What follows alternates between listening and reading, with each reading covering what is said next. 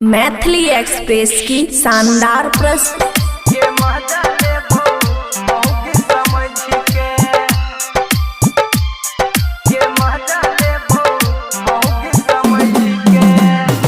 खुशी recording studio बलुआहा। सुन सुन के छौरी छौ चढ़ल जवानी, देखी के हमरा चुए छौ पानी। सुन सुन के छौरी छौ चढ़ल जवानी, देखी के हमरा चुए छौ पानी। गे हम छियो तोरे हमेज के मजा लेबो कनिया समझ के। हम छियो तोरे हमेज के मजा लेबो मौगी समझ के। सुन सुन गे छौरी छौ चढ़ल जवानी, देखी के हमरा गे चुए छौ पानी। हम छियो तोरे हमेज के मजा लेबो कनिया समझ के।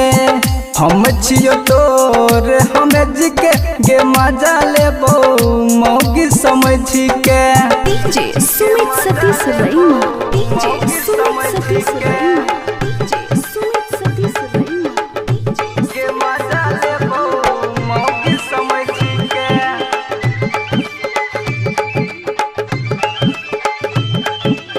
खुशी रिकॉर्डिंग स्टूडियो बलुआहा। कमसिन जवानी तोहर लागे छौ गरम गे, चिखबे ने होठियापन नरम नरम गे। कमसिन जवानी तोहर लागे छौ गरम गे, चिखबे ने होठियापन नरम नरम गे। रहबौ न तोरा सहट के मजा लेबौ कनिया समझ के। हम छियो तोरे हमेज के मजा लेबौ मौगी समझ के। डीजे सुमित सतीश रैना, डीजे सुमित सतीश रैना, समझ के के मजा लेबौ मौगी समझ के। खुशी रिकॉर्डिंग स्टूडियो बलुआहा।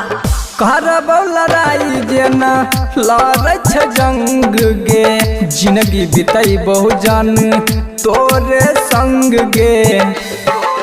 हाँ हाँ करबौ लड़ाई जेना लड़ै छ जंग गे, जिंदगी बितैबौ जान तोरे संग। रतन हजत के देखै है सज धज के मजा लेबौ कनिया समझ के। हम छियो तोरे हमेज के मजा लेबौ मौगी समझ के। खुशी रिकॉर्डिंग स्टूडियो बलुआहा।